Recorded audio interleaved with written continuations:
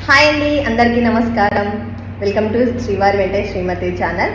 So ఈరోజు 3వ శనివారం పూజ కూడా కంప్లీట్ చేసుకున్నానండి. సప్త శనివారాలు పూజ చేస్తున్నాను కదా.